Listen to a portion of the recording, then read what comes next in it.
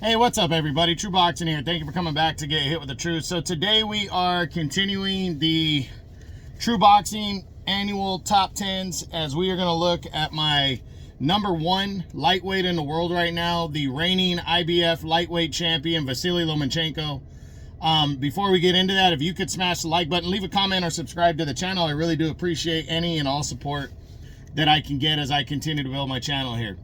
So I know this pick right here is going to come under criticism. You know, Lomachenko stayed number one since last year. He only fought once. But, you know, if you look at it, the top three guys in the division that you could argue for number one, they all only fought once this year. And Lomachenko fought the guy with the most credibility, and he destroyed him and knocked him out. Now, you can argue Tank Davis knocked out Frank Martin. Okay. Maybe Frank Martin is better than Kambosos. Okay, not going to argue. Maybe he is. But the point is Kambosos has done more than Frank Martin. He's a former unified lightweight champ. And Loma went to his country and didn't just beat him. He kicked the shit out of him and knocked him out. Now, let's double down on my Lomachenko pick. Devin Haney was, without question, the undisputed champion. Most people said he's talented as shit. He's a great fighter, blah, blah, blah, right? Okay, not going to argue that. Well, majority of people feel that Lomachenko beat Devin Haney. So, for me, this one falls back on what happened the year before, since Tank Davis was losing a fight to Frank Martin, knocked him out in eight rounds, impressively. And since Shakur Stevenson fought Artem Hartunian and got a 12-round decision after an ugly 23 in capturing the lightweight title. So people want to argue this, that's fine. I'm okay with that. But for me, based on the fact that he should have gotten the nod against Devin Haney and the fact that he absolutely destroyed George Kambosos, a former established champion, I'm giving it to Loma for another year. I'm calling him still the number one fighter in the division. So,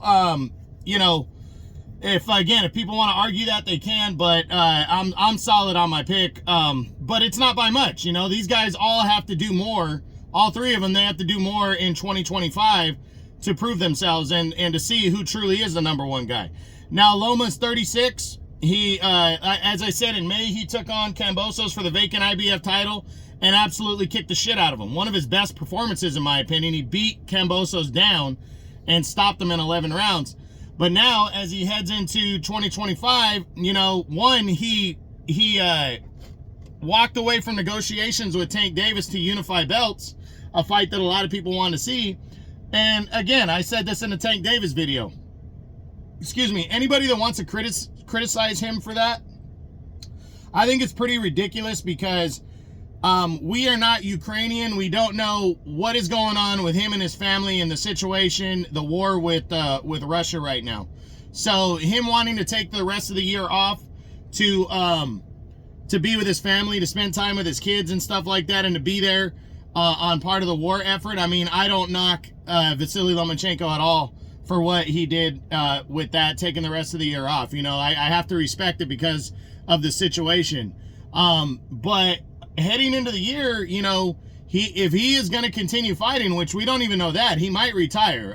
His manager, Aegis Klimas, came out and said that if his back is okay, then he is probably going to resume fighting. But if it's not, he's probably going to retire.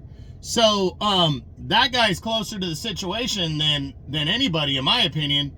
And I think, there's a chance that Loma could retire, sadly, which I would hate to see that happen. I'm a big fan of Lomachenko. I have been from day one. But I mean, if he can't do it, he can't do it, especially at 36. But I still think Loma's got more to prove.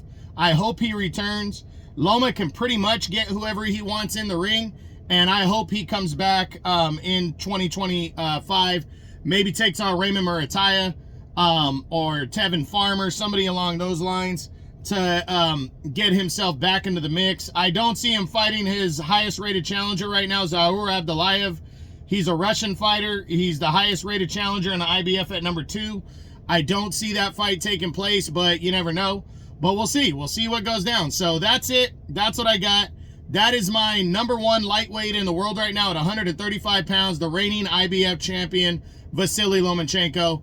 I hope you enjoyed the video. If you did, smash the like button, leave a comment, or subscribe to the channel as my True Boxing Awards continue. This is True Boxing. You've been hit with the truth.